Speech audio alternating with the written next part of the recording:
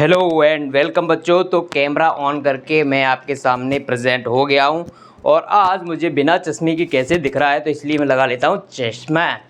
तो अपना चश्मा निकालने के लिए मैं आया हूं बैक स्टेज में जिसमें मेरा चश्मा रखा हुआ है और ये निकाला मैंने चश्मा और ये लगाया मैंने चश्मा। तो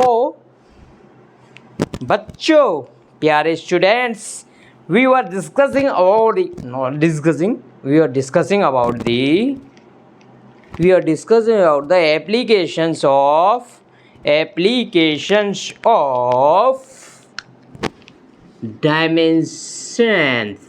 डायमेंशंस की एप्लीकेशन देख रहे थे। इसका क्या क्या यूज हो सकता है। तो फर्स्ट एप्लीकेशन में अपन ने क्या देखा था, जो कि प्रिंसिपल था। प्रिंसिपल तो क्या था, principle of homogeneity. Principle of homogeneity क्या कहता है कि यदि कोई इक्वेशन है तो उसमें दोनों साइड जो भी चीज़ें लिखी हुई हैं उनकी डायमेंशन सेम होंगी। जैसे कि ये फॉर्मूला लिखा हुआ है F=ma, तो दोनों साइड की टर्म की डायमेंशन सेम होनी चाहिए। मतलब dimension of F should be equal to should नहीं आएगा, must be equal to F और ma की दोनों की डायमेंशन सेम होनी चाहिए। लेकिन ये तो था प्रिंसिपल, इसी का यूज करके अपन ने एक एप्लीकेशन बना ली थी। वो एप्लीकेशन क्या थी, वो एप्लीकेशन ये थी, यदि आपको किसी भी टर्म की इक्वेशन को चेक करना हो ये करेक्ट है या नहीं है तो करेक्टनेस चेक कर सकते हैं इसी की हेल्प से। यदि ये इक्वेशन करेक्ट होगी, यदि ये इक्वेशन करेक्ट है तो मतलब इसके दोनों साइड की डायमेंशन सेम होना चाहिए। प्रिंसिपल क्या था, होमोजेनिटी की। प्रिंसिपल तो बोलता है बच्चों, प्रिंसिपल क्या बोलता है, मुझे क्या पता, अपने स्कूल में जाके पूछोगे आपका प्रिंसिपल क्या बोलता है। अरे उस प्रिंसिपल की बात नहीं हो रही, ये प्रिंसिपल सिद्धांत, जिसको हिंदी में बोलते सिद्धांत, क्या बोलता है कि किसी भी इक्वेशन में दोनों साइड जो भी टर्म है उनकी डायमेंशन सेम होनी चाहिए। और इसी का यूज करके अपने एप्लीकेशन क्या बना ली कि अपन करेक्टनेस ऑफ इक्वेशन चेक कर सकते हैं। यदि कोई इक्वेशन करेक्ट है तो उसके दोनों साइड की डायमेंशन सेम होनी चाहिए, ठीक है। और दूसरी बात इसी में और करके लिखा था ये लिखा था कि यदि कोई भी इक्वेशन है तो उसकी सारी टर्म की डायमेंशन सेम होनी चाहिए। जैसे v=u+at ये है, इसको मैं लिख सकता हूँ v-u-at=0। तो इस इक्वेशन में सारे टर्म की डायमेंशन सेम होनी चाहिए। Means dimension of v must be equal to dimension of u must be equal to dimension of at। तो ये वाली चीज़ समझ आ गई थी आपको, तो करेक्टनेस चेक कर ली थी। दूसरी जो डायमेंशंस की एप्लीकेशन थी वो ये थी, यदि आपको पता है कि कोई चीज़ किस पर डिपेंड कर रही है। जैसे कि फोर्स किस पे डिपेंड करता है, मास पर एंड एक्सेलरेशन पर। यदि ये बात मुझे पता चल गई तो मैं इसका फॉर्मूला डेराइव कर सकता हूँ। कैसे, मान लेता हूँ कि F डिपेंड करता है m⁻x पर और a⁻y पर। तो इसको इक्वल करके जब मैं लिखूंगा तो एक कांस्टेंट आएगा k और m⁻x और a⁻y, और दोनों साइड की डायमेंशन कंपेयर कर लूँगा तो x और y की वैल्यू पता चल जाएगी। यदि x और y की वैल्यू पता चल गई तो मुझे पता चल जाएगा कि f का जो फॉर्मूला है वो क्या है, ma की फॉर्म में, जो कि फाइनली ये फॉर्मूला आता है। और k की वैल्यू जो कांस्टेंट होता है उसकी वैल्यू अपन यहाँ से नहीं निकाल सकते, ये आपको अदर मीन्स किसी अलग तरीके से निकालनी पड़ेगी। और जो कि प्रैक्टिकली ये वैल्यू k की वैल्यू 1 आती है इस फॉर्मूले के लिए। तो F=ma फाइनल इक्वेशन होती है, जो कि आप आज तक रटते आए हो। तो बच्चों, मैंने पिछली बार जितने भी क्वेश्चन कराए थे उसमें मैंने जो भी फॉर्मूला दिया था वो बेसिक डायमेंशन पे डिपेंड था। बेसिक डायमेंशन कौन सी है, length, mass, time, temperature, current, intensity and substance. Length, mass, time, temperature, current, intensity and substance, amount of substance, यही 7 बेसिक डायमेंशंस थी, उन्हीं पे डिपेंडेंट थी। लेकिन यदि आपको एक क्वेश्चन दे दिया बच्चों, और एक क्वेश्चन है ये, consider force, velocity and time as basic dimension. अब इसने क्या बोल दिया कि आपको इनको बेसिक डायमेंशन कंसीडर करके चलना है। कि इसको force, velocity and time, if force, velocity and time is basic dimension energy depends on all of them, और जो एनर्जी है वो इन तीनों पर डिपेंड कर रही है, ठीक है। Then derive the formula of energy, then derive the formula of energy in the form of force, velocity and time. Force, velocity और टाइम की फॉर्म में आपको एनर्जी का फॉर्मूला डिराइव करना है यदि ये तीनों को बेसिक डायमेंशन की तरह ट्रीट किया गया है। मतलब यहाँ पे अब बेसिक डायमेंशन क्या हो गई, फोर्स हो गई बेसिक डायमेंशन, वेलोसिटी हो गई और टाइम हो गई। अब इनमें से कोई भी नहीं है, length, mass, time, temperature, length, mass, time, temperature, current, intensity and substance, ये 7 है। इनमें से सिर्फ ये बेसिक डायमेंशन टाइम आ रही है, बाकी ये दोनों बेसिक डायमेंशन नहीं होती हैं, लेकिन क्वेश्चन में आपसे बोल दिया कि इनको ही बेसिक डायमेंशन कंसीडर करके चलो, तो कोई बात नहीं। एनर्जी डिपेंड कर रही है फोर्स पर, मान लेते हैं ऐसे डिपेंड कर रही है 4⁴x। एनर्जी डिपेंड कर रही है बच्चों वेलोसिटी पे, मान लेते हैं v⁴y ऐसे डिपेंड कर रही है। और एनर्जी डिपेंड कर रही है बच्चों टी, टाइम है यहाँ पर, ये टी टाइम है तो इसको मैं स्मॉल टी लिखता हूँ, ऐसे डिपेंड कर रही है, ठीक है।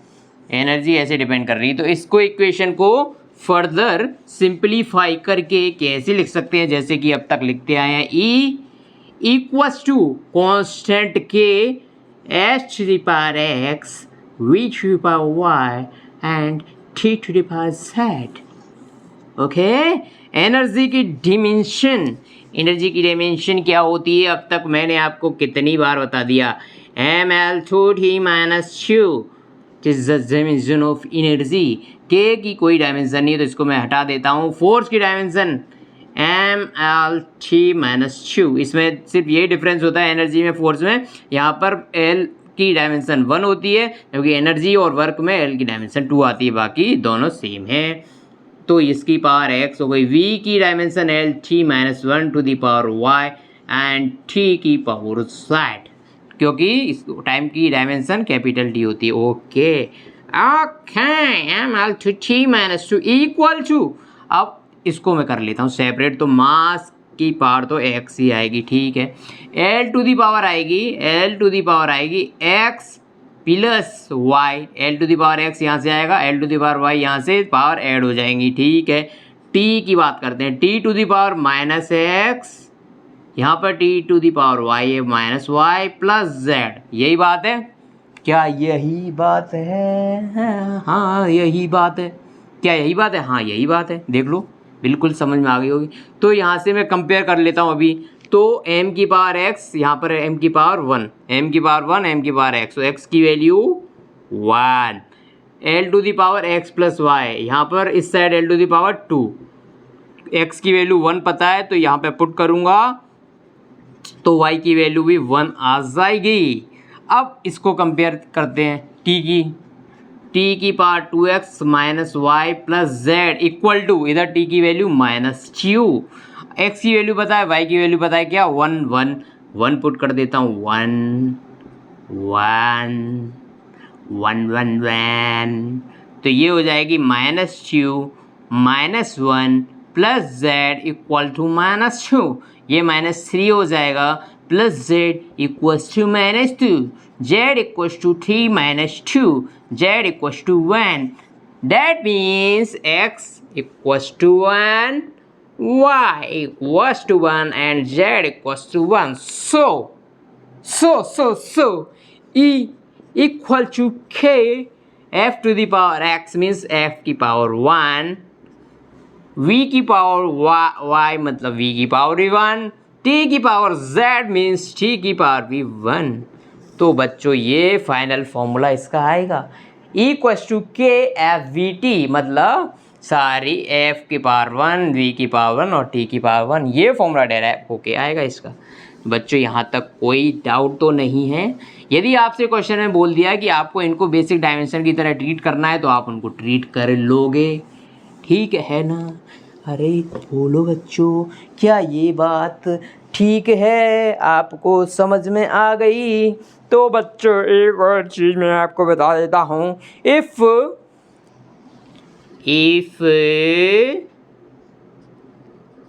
Energy comma velocity and time. Energy, velocity and time are the basic dimension या फिर fundamental dimension. are fundamental dimension. यदि ये fundamental dimension है then derive the equation of surface tension. अच्छा, पिछले वाले क्वेश्चन में एक चीज़ मैं बता दूं, कि एनर्जी इक्वल्स टू के एफ वी टी. ये फॉर्मूला आया था फाइनली, ये फॉर्मूला आया था ना बच्चों, ये फॉर्मूला. तो देखो energy equals to force into displacement. Force into, क्यों ऐसा कैसे लिख दिया मैंने, ये तो वर्क का फॉर्मूला होता है, लेकिन डायमेंशन के लिए वर्क और एनर्जी, सिर्फ डायमेंशन के लिए वर्क और एनर्जी एक ही बात है, क्योंकि दोनों की डायमेंशन सेम होती है. तो मैंने यहाँ पे वर्क का फॉर्मूला लिख दिया, कोई बात नहीं. तो E इक्वल्स टू एफ निकालना है एफ की फॉर्म में, तो एफ को रहने दो, लेकिन एस की बात नहीं करी इसने, एस की जगह अपने को वी और टी पुट करना है. तो आप जानते हो बच्चों, प्यारे बच्चों, velocity equals to displacement upon time. तो यहाँ से s equals to v into t, तो s की जगह v इंटू टी लिख दो. डायरेक्ट आ गया 3 स्टेप में. बच्चों ये तो मज़े की बात है, ये तो बहुत मज़े की बात.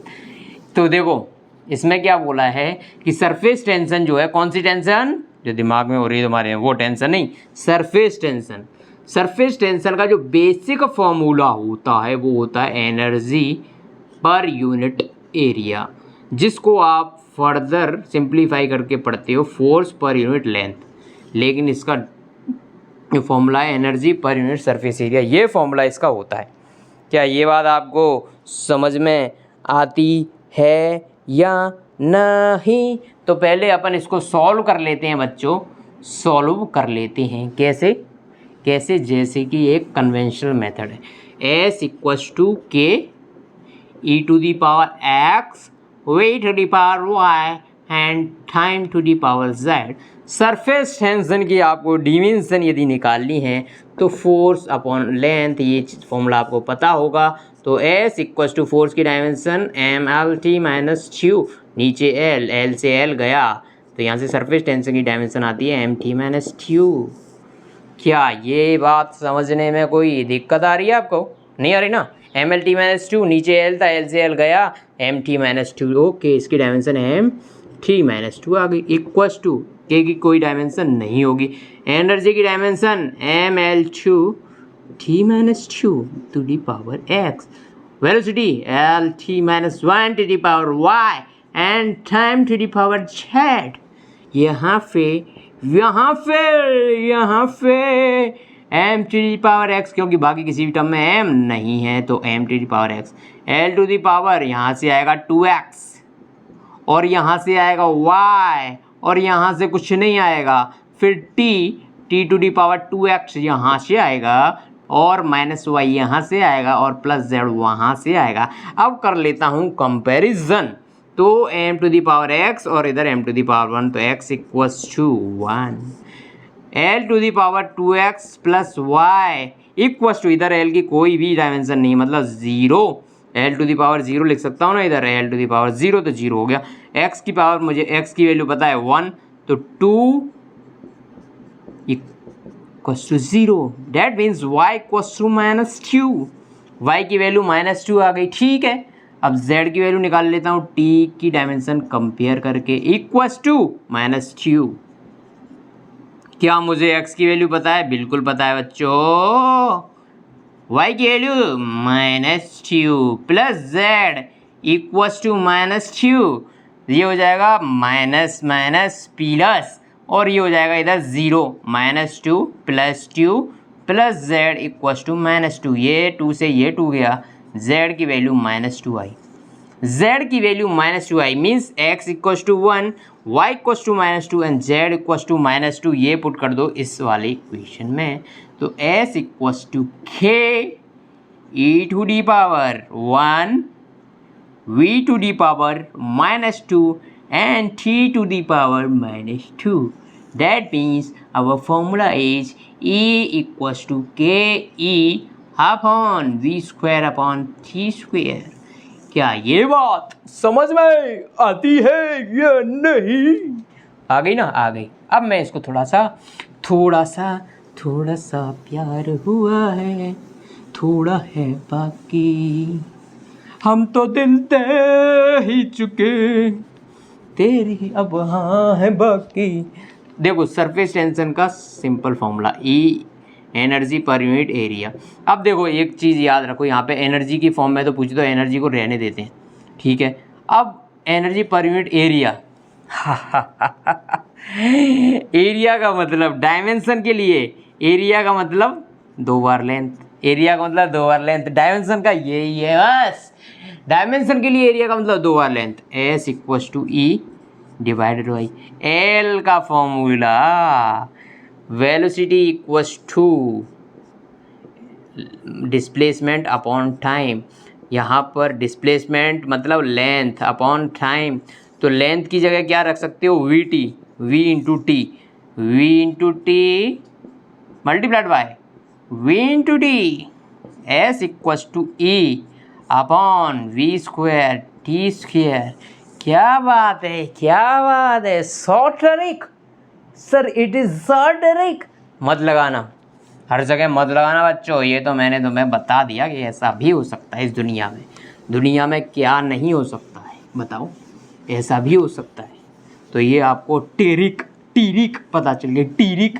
लेकिन टिरिक नहीं लगानी है अपना, बोर्ड एग्ज़ाम में टिरिक लगाओगे तो वो भी आपको टिरिक लगा के दे देगा। और उसकी टिरिक होती है ये, 10 नंबर का क्वेश्चन है तो उसकी टिरिक ये आएगी 0/10। 0/10 से बचना है तो पूरा जैसा मैंने बेसिक तरीका बताया उससे करना उसको, ठीक है। टिरिक नहीं लगानी है आपको। टिरिक कौन लगाएगा? सिर्फ मैं लगाऊंगा। टिरिक कौन लगाएगा? सिर्फ मैं लगाऊंगा। कौन? सिर्फ मी लगाऊंगा, मी, ठीक है। अब देखते हैं कि मैंने आपको अभी तक डायमेंशन की क्या एप्लीकेशन बता दी।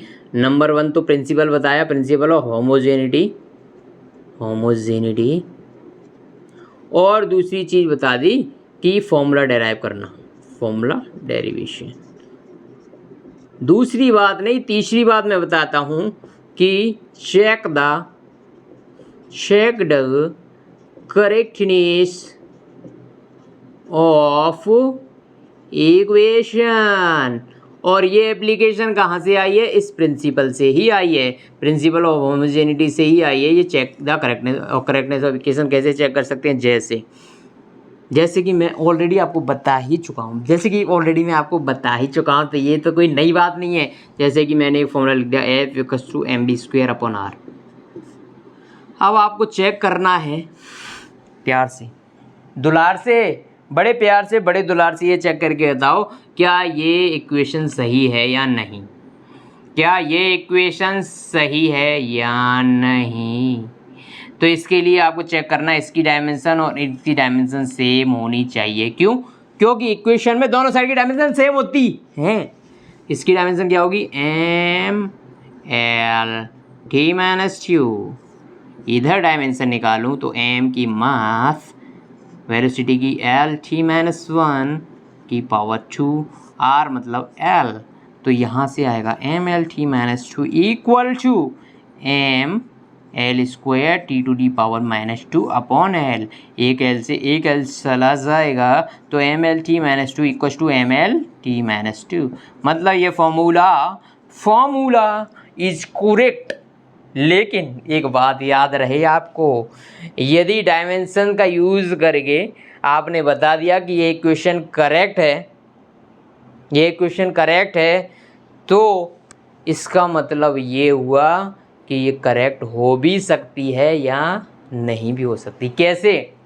हो सकता था कि इस फॉर्मूले में आता हो F = 2mv²/r, लेकिन 2 की तो कोई डायमेंशन होती नहीं, 2 की तो कोई डायमेंशन होती नहीं, 2 की तो कोई डायमेंशन होती नहीं। तो इसका मतलब ये तो तब भी यही वैल्यू देता, ये तो तब भी यही वैल्यू आती और आप बोल देते हो कि इक्वेशन करेक्ट है, लेकिन एक्चुअल फॉर्मूला ये होता है। अभी ये करेक्ट है क्योंकि एफ का फॉर्मूला यही होता है mv²/r, अभी कोई कांस्टेंट नहीं आता। लेकिन मैं बता रहा हूँ कि यदि कांस्टेंट आता तो ये तो इक्वेशन को करेक्ट बताया था, लेकिन ये इक्वेशन करेक्ट नहीं होती उस केस में। तो ये बात याद रखना, यदि आपने डायमेंशन से चेक करके बताया कि इक्वेशन करेक्ट है, वो तो करेक्ट हो भी सकती है और नहीं भी हो सकती, लेकिन यदि आपने डायमेंशन चेक करी और पता चला कि वो दोनों साइड की डायमेंशन इक्वल नहीं आ रही, तो आप 100% बोल सकते हो कि वो इक्वेशन इनकरेक्ट है। तो basically it is a indirect method जो कि बताएगा कि इक्वेशन गलत है या नहीं, सही है या नहीं ये नहीं बता पाएगा, लेकिन गलत है कि नहीं ये बता देगा ये। यदि ये इक्वेशन में दोनों साइड की डायमेंशन सेम नहीं आती, तब आप 100% बोल सकते हो कि एक इक्वेशन गलत है। ये इक्वेशन गलत है, सही आई तो आप बोल सकते हो ये करेक्ट हो भी सकती है और नहीं भी हो सकती, लेकिन गलत आ गई डायमेंशन तो आप 100% बोल सकते हो कि ये इक्वेशन गलत है।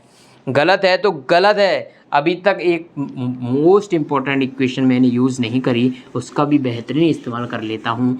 t = √L/g। अब आपसे मैंने पूछ लिया कि आप चेक करो ये इक्वेशन करेक्ट है या नहीं।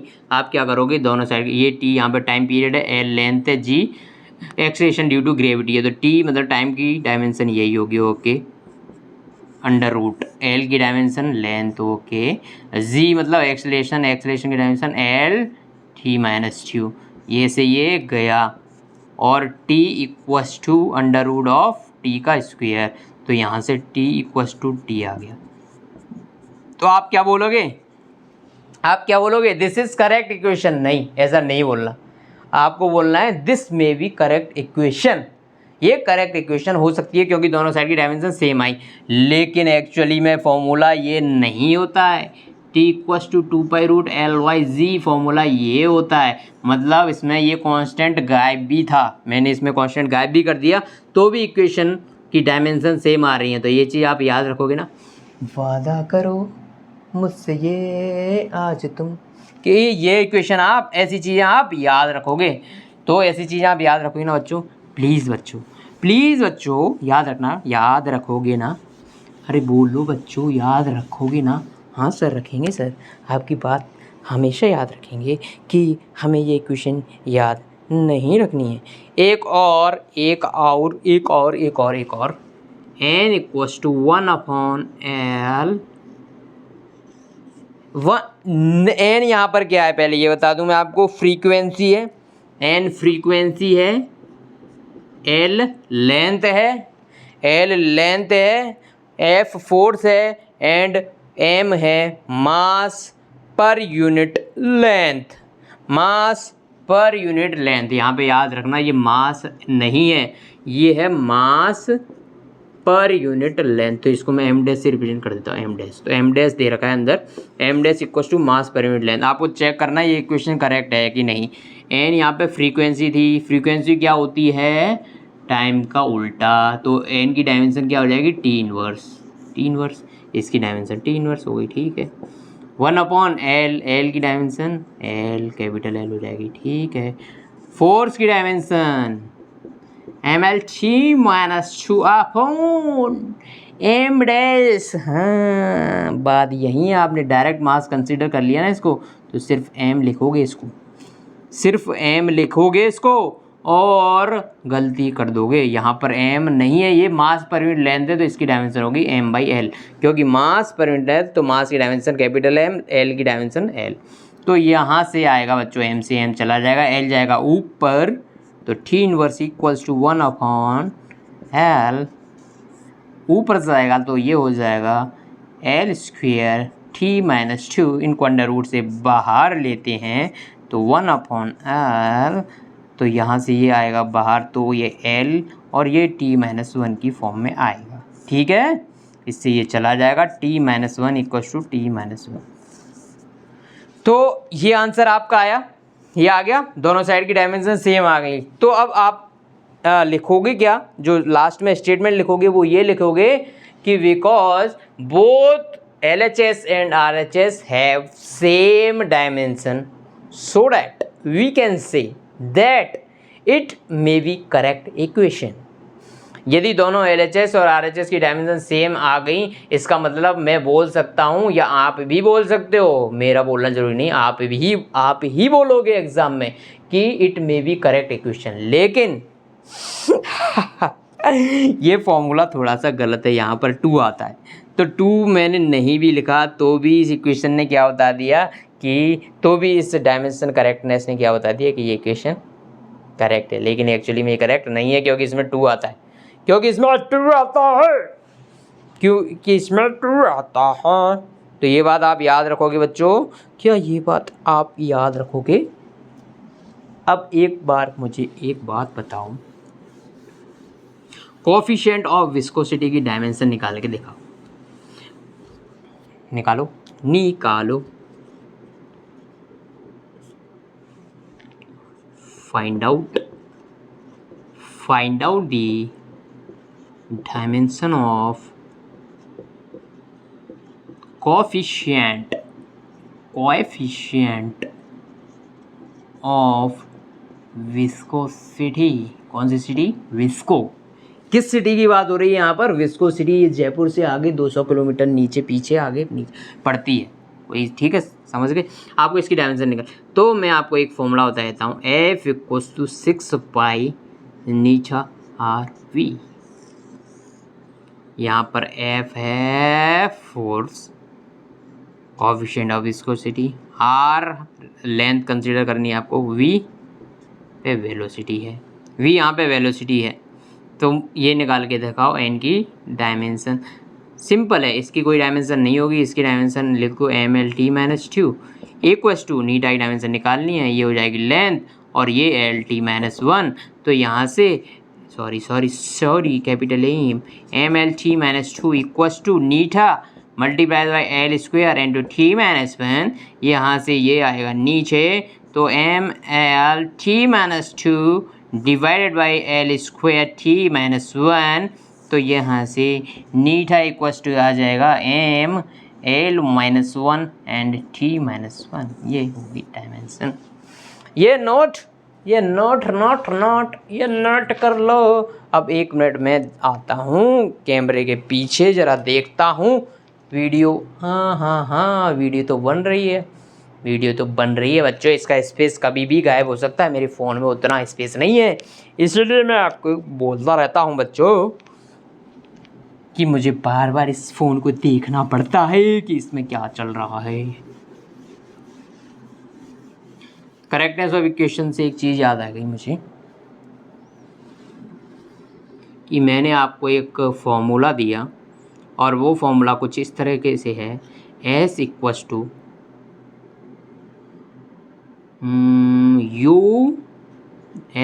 UT plus half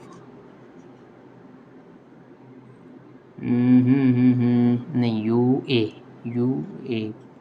half BT²। ये फॉर्मूला दे दिया मैंने।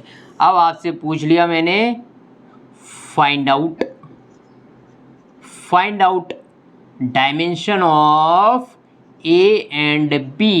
तो आप क्या करोगे, इस इक्वेशन को ऐसे लिख लोगे, -12 BT²। आपको एक चीज़ दे रखी है, S equals to displacement, S यहाँ पर डिस्प्लेसमेंट है एंड T यहाँ पर टाइम है।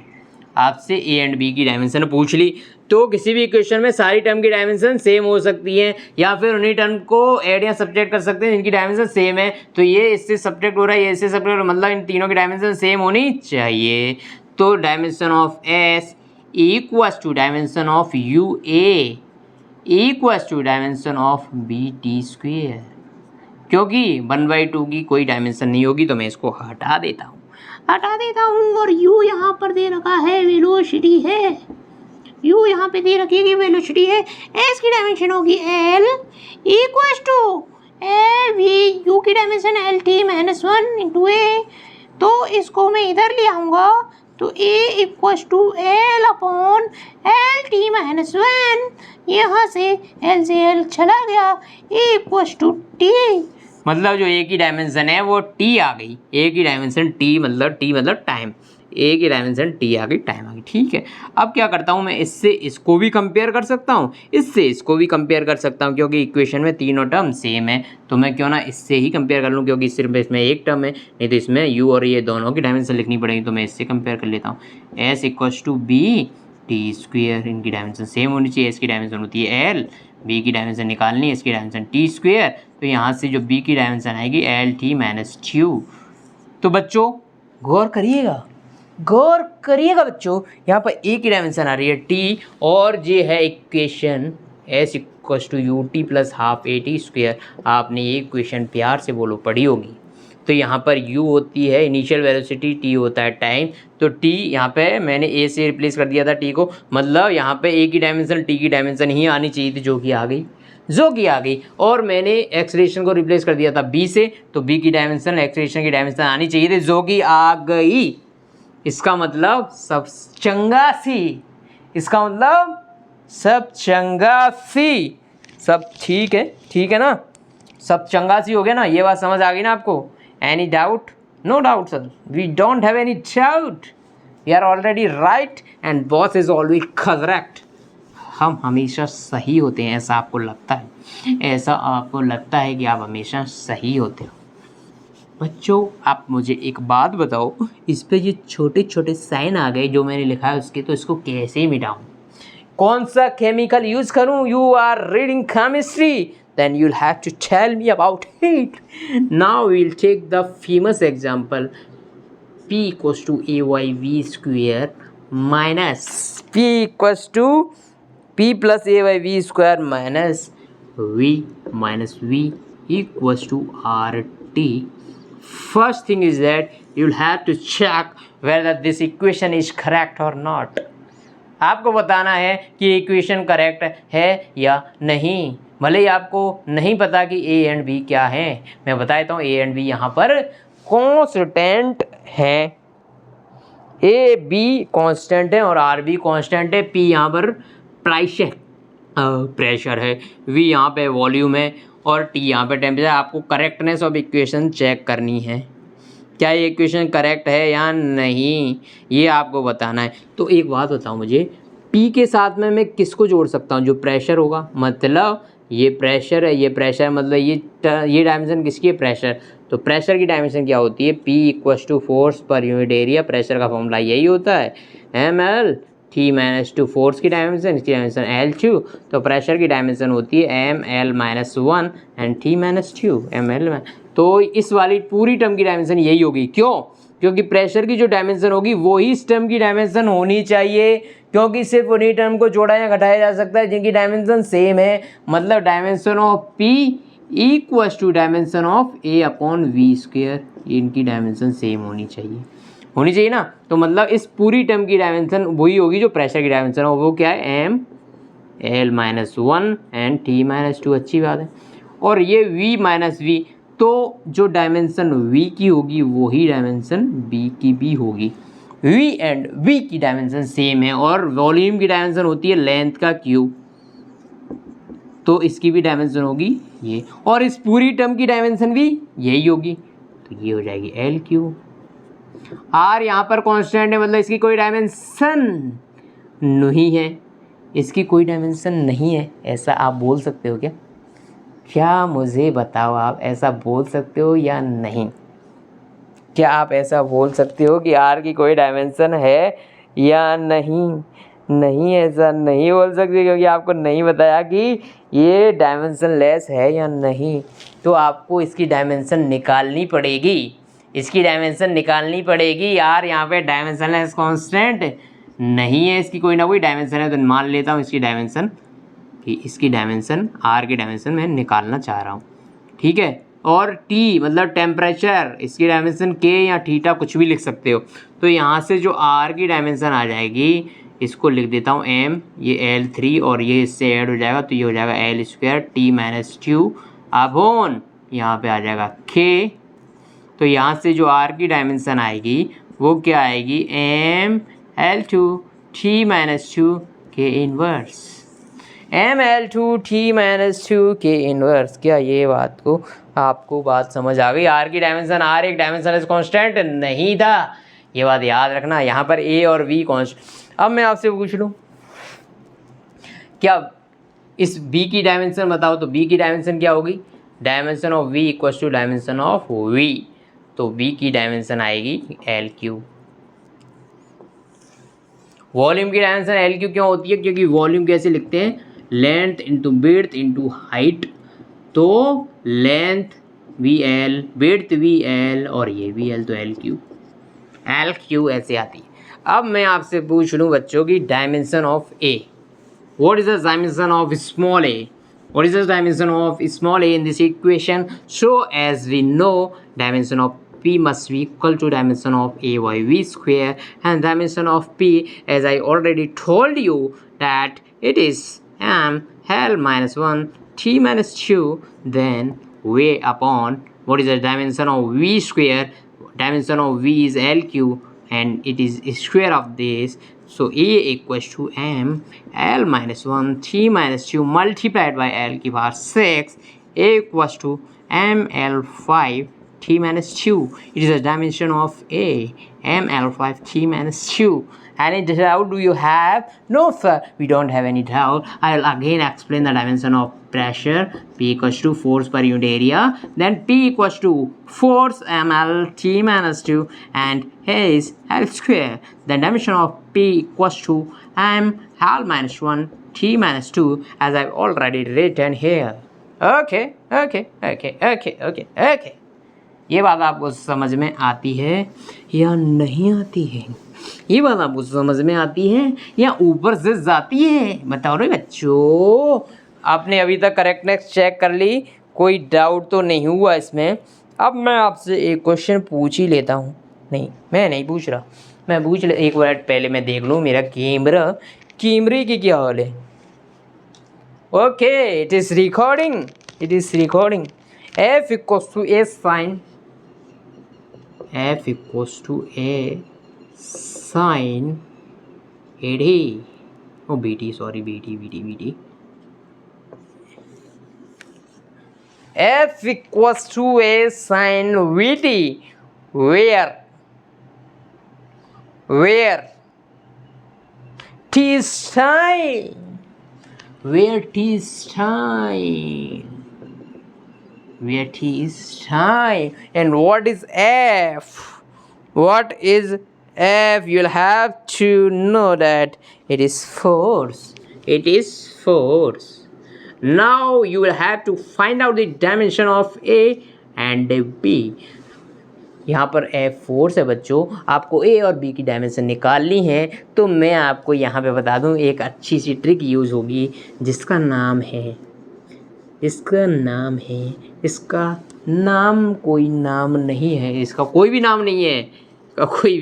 वो ट्रिक यूज होगी। देखो, sine cos tan cos sec ये सारी टर्म जो कि ट्रिग्नोमेट्रिक टर्म है, उनकी कोई भी डायमेंशन नहीं होती। क्यों नहीं होती? क्योंकि इनकी कुछ ना कुछ वैल्यू आती है। Sine 30, sine 45, sine 42, sine 41, sine 31, sine 32, sine 35, sine 36, इन सब की क्या आएगी? कुछ ना कुछ वैल्यू आएगी, मतलब इसकी कोई भी डायमेंशन नहीं होगी। और इसके अंदर जो भी एंगल होगा, BT क्या होगा? साइन के अंदर जो BT लिखा है वो क्या होगा? एक एंगल होगा। और एंगल की कोई डायमेंशन नहीं होती, लेकिन एंगल की यूनिट होती है क्या? रेडियन। यदि वो सॉलिड एंगल है तो यूनिट क्या होगी? स्टेरेडियन। लेकिन एंगल्स की कोई भी डायमेंशन नहीं होती, मतलब BT की कोई भी डायमेंशन नहीं होगी। इसकी डायमेंशन होगी M0, L0 एंड T0। और यहाँ पर B की डायमेंशन मुझे निकालनी है और T दे रखा है कि टाइम है। तो यहाँ से यदि मैं लिखना चाहूँ तो इसकी डायमेंशन आ जाएगी M0, L0 और T इधर जाएगा तो T-1, ये डायमेंशन हो जाएगी V की। क्या आपको कोई भी डाउट है? No sir, we don't have any doubt. Now you'll have to find out the dimension of A. देखो, F equals to A sin BT, तो B की डायमेंशन तो मैंने निकाल ली। अब मुझे बताओ, इस पूरी टर्म की डायमेंशन क्या है? No dimension. नो डायमेंशन, कोई भी डायमेंशन नहीं है, मतलब इस पूरी टर्म की कोई भी डायमेंशन नहीं है, तो एफ की डायमेंशन इक्वल टू ए की डायमेंशन हो जाएगी, क्योंकि उसकी तो कोई डायमेंशन है नहीं, इसको एज ए कांस्टेंट ट्रीट करोगे आप। तो एफ की डायमेंशन, ए की डायमेंशन, इसकी dimension M L three minus two equals to dimension of A, so dimension of A is equals to M L three minus two. ये डायमेंशन फोर्स की ही dimension आ गई, डायमेंशन फोर्स की dimension आ गई। ओके, आपको कोई डाउट तो नहीं है बच्चों? ओ प्यारे बच्चों, ये बात आपको समझ में आती है ना? बात समझ में आती है? मेरा कैमरा हिल गया क्या? कैमरा हिल गया क्या? कैमरा क्या, अभी तो जाने दिमाग हिल जाएगा तुम्हारा, दिमाग दिमाग हिला दूंगा, दिमाग। अब देखते हैं कोई ऐसा प्यारा सा क्वेश्चन जिसमें आपको ऐसा लगे कि हाँ ज़िंदगी में कुछ बचा हुआ है, अभी ज़िंदगी में कुछ बचा हुआ है। तो मैं एक क्वेश्चन दे देता हूँ, you have to treat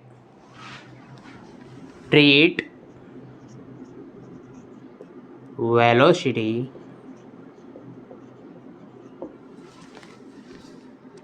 radius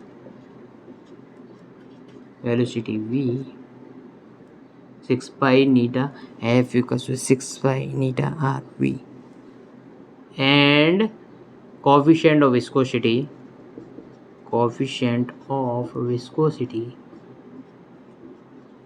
as fundamental dimension, आपको velocity, radius and coefficient of viscosity नीटा को फंडामेंटल डायमेंशन ट्रीट करना है and derive the formula for force of viscosity and derive formula for force of viscosity। देखो इसमें कुल मिला के बात ये f डिपेंड कर रहा है v to the power x पर, f डिपेंड कर रहा है r to the power y पर एंड f डिपेंड कर रहा है नीटा टू द पावर xyz। और यहाँ पर आपको दे रखी है नीटा की डायमेंशन, दे रखी है m(l-1 t-1), ये आपको दे रखी है कि इसकी डायमेंशन ये है। आपको ये सिर्फ बताना है कि ये क्या आएगी वैल्यू, ये नीटा की वैल्यू। आप तो f को लिख सकते हो f equals to k v to the power x r to the power y and नीटा टू द पावर z। क्या आप ये लिख सकते हो? Any doubt? No doubt. तो यहाँ से f की dimension ml(t-2) equals to k की कोई डायमेंशन नहीं होगी l(t-1) to the power x and r मतलब length to the power y and r मतलब डिस्टेंस है ना, और डिस्टेंस के लिए डायमेंशन l, चाहे लेंथ हो, चाहे विड्थ हो, चाहे हाइट हो, कुछ भी हो, लेंथ की फॉर्म में यदि वो है तो उसकी डायमेंशन l ही हो गया है। और इसकी डायमेंशन आपको ml-1 t-1 दे रखी है। तो यहाँ से बच्चों ml(t-2) इक्वल्स टू a। सबसे पहले m के लिए देखते हैं, तो m के लिए वैल्यू आएगी z, क्योंकि m सिर्फ इस वाली टर्म में आ रहा है, लास्ट वाली जिसकी पावर z। अब l यहाँ से आ रहा है तो l to the power x, यहाँ से भी आ रहा है तो x की पावर y, यहाँ से भी आ रहा है तो -z। ओके, t यहाँ से आ रहा है -x, यहाँ से कोई t नहीं आ रहा है, यहाँ से भी -z। तो मैं कंपेयर करूँ तो z की वैल्यू आएगी 1, क्योंकि यहाँ पर m to the power z और यहाँ पर m टू द पावर 1 है, और x plus y minus z equals to l to the power यहाँ पर x plus Y minus z और यहाँ पर l टू द पावर 1, ये 1 हो जाएगा। और थर्ड टर्म से -x minus z equals to -2,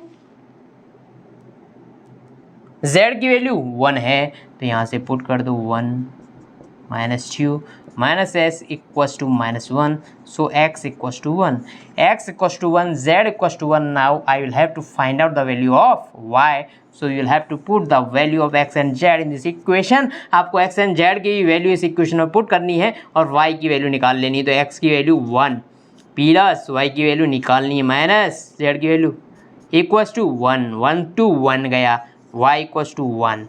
तो यहाँ से बच्चों आपको क्या पता चला, x1 y1 and z1, x1 y1 and z1, x1 y1 and z1, x1 y1 and z1। F equals to K 1 1 and 1। अभी मैंने इसका फॉर्मूला आपको बताया था कि यहाँ पर जो के की वैल्यू आती है वो आती है 6 पाई, तो यहाँ से इसका फॉर्मूला आता है 6 पाई नीटा आर वी। 6 पाई नीटा आर वी, ये फॉर्मूला आपका आता है। और यदि इस इक्वेशन में के निकालना चाहो तो आप नहीं निकाल पाओगे। यदि के निकाल पाओ तो आप नहीं, के निकालना भी चाहो तो नहीं निकाल पाओगे। तो इस तरह से बच्चों मैंने आपको डायमेंशन के बारे में सब कुछ बता दिया। अब मैं आपको एक चीज़ और बताना चाहूँगा कि आप उन इक्वेशन को डेराइव नहीं कर सकते जिसमें यू cannot, सबसे पहले एक नोट डाल लो, cannot find out the value of constant y using dimensional analysis. जैसे मैंने आपको अभी एक फॉर्मूला बताया था एफ इक्वल टू 6 पाई नीटा आर वी। मैंने जो फॉर्मूला फाइनली निकाला था वो आया था एफ इक्वल टू के नीटा आर वी, ये फॉर्मूला आया था। तो आप के की वैल्यू डायमेंशन को इक्वल करके नहीं निकाल सकते। के की वैल्यू तो आपको प्रैक्टिकली पता होनी चाहिए कि के की वैल्यू इस केस में 6 पाई होती है, आपको पता होनी चाहिए। आप डायमेंशन एनालिसिस की हेल्प से ये वैल्यू नहीं निकाल सकते। नंबर 1, ये तो नोट हो गया। अभी देखो, आप फॉर्मूला किस किस का डेराइव नहीं कर सकते। यू कैन नॉट, मतलब मैं कर सकता हूँ क्या? नहीं, इसीलिए मैं यू को हटाता हूँ, वी को लाता हूँ। हम सब मिलके ऐसा नहीं कर सकते। दूसरी बात, आप कौन कौन सी इक्वेशन को आप डेराइव नहीं कर सकते। Number 1, equation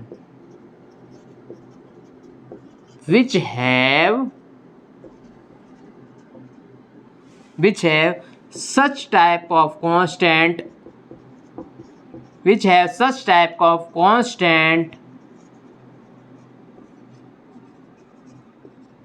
have dimension। आप उस तरह की इक्वेशन, किस तरह की? उस तरह की। कैसी? किस तरह की? उस तरह की। किस तरह की? उस तरह की। उस तरह की इक्वेशन, इस तरह की इक्वेशन या उस तरह का फॉर्मूला आप डेराइव नहीं कर सकते इनकी हेल्प से, जो कि ऐसे कांस्टेंट रखता है जिसकी कोई ना कोई डायमेंशन है। आप ऐसी इक्वेशन का फॉर्मूला डेराइव नहीं कर सकते विच इन्वॉल्व्स, जैसे कि example F equals to G m1 m2 upon R square.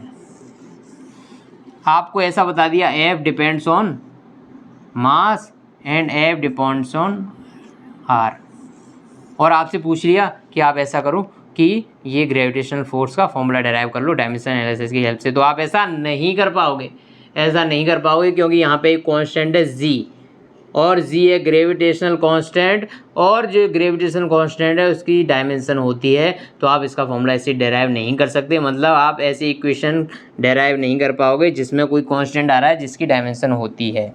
यदि कोई डायमेंशनलेस कांस्टेंट है तो yes you can find out the equation. यदि डायमेंशनलेस कांस्टेंट है तो उसका फॉर्मूला डेराइव कर सकते हो, लेकिन ऐसा कुछ आ गया तो डेराइव नहीं कर पाओगे। Number 2, equation which have trigonometric expression। यदि किसी इक्वेशन में ट्रिग्नोमेट्रिक कोई भी equation sine theta cos theta tan theta, sine theta cos theta tan theta, sine theta cos theta tan theta, ये सारी चीज़ें इन्वॉल्व हैं, तो आप उसकी इक्वेशन नहीं निकाल सकते। इसकी जैसे कि a equals to B C cos theta. यदि कोई ये इक्वेशन है जिसमें ये टर्म एग्जिस्ट करती है तो आप ऐसी इक्वेशन डायमेंशन एनालिसिस की हेल्प से नहीं निकाल सकते। क्यों नहीं निकाल सकते? क्योंकि वहाँ पर ये तो एज ए कॉन्स्टेंट रीड होगा, एज ए कॉन्स्टेंट रीड होगा जिसकी कोई भी डायमेंशन नहीं है। यदि इसकी कोई डायमेंशन नहीं है तो आप ये इक्वेशन में आएगा ही नहीं, ये इक्वेशन में आएगा ही नहीं, तो आप इसको कहाँ से लाओगे?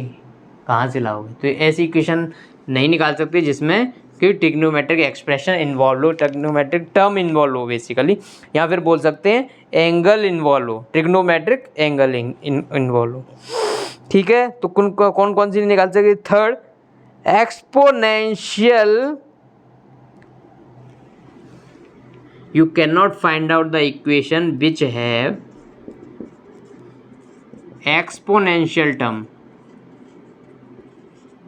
जैसे कि p equals to P naught e to the पावर minus T M upon K Q.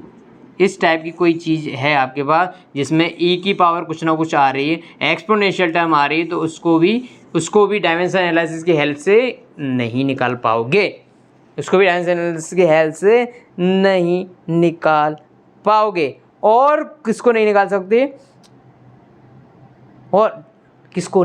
सकते? तो equation which have two or more term separated by plus or minus, which have two or more term separated y plus and minus. आप ऐसी equation भी जैसे कि s equals to U T plus half A T square, आपने इसकी correctness तो check करी थी, लेकिन यदि मैं आपको दे दूं कि s डिपेंड करता है u पर, s डिपेंड करता है t पर एंड s डिपेंड करता है a पर, तो आपको इसकी इक्वेशन निकालनी, तो आप इसकी इक्वेशन, ये वाली इक्वेशन नहीं निकाल पाओगे क्योंकि यहाँ पर प्लस करके दो टर्म आपस में ऐड हो रही हैं। यदि इसका formula directly U T A ऐसा कुछ फॉर्मूला होता तो आप निकाल सकते थे, वो डायरेक्टली इन पे डिपेंड कर रहा है, लेकिन यहाँ पे प्लस माइनस से कोई टर्म जुड़ी हुई है तो आप उसका फॉर्मूला इस डायमेंशन एनालिसिस की हेल्प से नहीं निकाल सकते, आप नहीं निकाल पाओगे बच्चों। तो ये सारी चीज़ें आप इनकी डायमेंशन एनालिसिस की हेल्प से नहीं निकाल सकते। कौन कौन सी? नंबर 1 जो जिसमें ट्रिग्नोमेट्रिक एक्सप्रेशन हो, नंबर 2 जिसमें एक्सपोनेंशियल एक्सप्रेशन हो, नंबर 3 जिसमें प्लस या माइनस से जुड़ रहा हो, और इसमें नंबर 1 क्या था? इक्वेशन विच हैव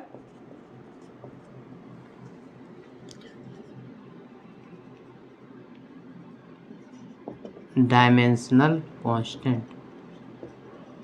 उस इक्वेशन को भी नहीं निकाल पाओगे जिसमें कोई ऐसा कांस्टेंट है जिसकी कोई ना कोई डायमेंशन है, उसको भी नहीं निकाल पाओगे। तो इस तरह से ये 4 चीज़ आपके दिमाग में फिट हो जानी चाहिए, इस तरह से ये चीज़ें आपके दिमाग में फिट हो जानी चाहिए, क्योंकि ये आपसे बोर्ड में क्वेश्चन पूछ सकता है कि डायमेंशन एनालिसिस की हेल्प से किस किस टाइप की इक्वेशन आप डेराइव नहीं कर सकते। तो आपको ये 4 चीज़ लिखनी पड़ेंगी। नंबर 1 जिसमें ऐसा कांस्टेंट इन्वॉल्व हो जिसकी कोई ना कोई डायमेंशन है, उसको नहीं निकाल पाऊंगा मैं। साफ बात है, मुंह पे कह रहा हूँ कि ऐसी कोई भी इक्वेशन है जिसमें कि कोई ऐसा कांस्टेंट इन्वॉल्व है जिसकी कोई डायमेंशन है, तो मैं तो इसका फॉर्मूला डेराइव नहीं कर सकता। नंबर 1 बोल दिया आपने, साफ बोल दिया, मुंह पे बोल दिया। नंबर 2 ऐसी कोई भी इक्वेशन है जिसमें कोई trigonometric expression sine theta, cos theta, tan theta, cosec theta, ये सारी चीज़ें तो मैं नहीं निकाल पाऊंगा इसकी डायमेंशन, ठीक है, नहीं निकाल पाऊंगा। थर्ड आपने बोल दिया कि ऐसी कोई भी इक्वेशन जिसमें एक्सपोनेंशियल टर्म इन्वॉल्व है, ई टू दी पावर कुछ ना कुछ है, तो मैं उसकी डायमेंशन नहीं निकाल पाऊंगा, आपने बोल दिया, साफ कहना, सो कह रहना। फोर्थ चीज़ आप बोल देना कि ऐसी कोई भी इक्वेशन है जिसमें प्लस या माइनस से जोड़ रही हैं, प्लस या माइनस करके कोई 2 या 3 टर्म जुड़ी हुई हैं, तो मैं तो इसकी इक्वेशन नहीं निकाल सकता, ये सीधी बात है, मुंह पे बोल दी आपने, तो आप हो जाओगे खुश हो जाओगे आप खुश। तो ये चीज़ें आपको समझ आ गई होंगी बच्चों कि आप खुश कब हो सकते हो, नहीं खुश कब हो सकते हो, ये नहीं कि कब आप डायमेंशन नहीं निकाल सकते, ठीक है, ये बात समझ आ गई बच्चों। तो अभी देखते हैं कि मेरे रिकॉर्डिंग ऑन है या नहीं। तो बच्चों रिकॉर्डिंग तो ऑन है, लेकिन अब मैं पढ़ाऊँगा आपको एरर्स, जो कि नेक्स्ट क्लास में पढ़ाऊँगा, क्योंकि अभी कभी फ़ोन बंद हो सकता है, तो मैं सारे डेटा ट्रांसफ़र करता हूँ लैपटॉप में, उसके बाद मैं आपको नेक्स्ट, तो इसके लिए मैं आपको बोलता हूँ आज जो भी पढ़ाया उसका रिवीजन कर लेना। Thank you so much.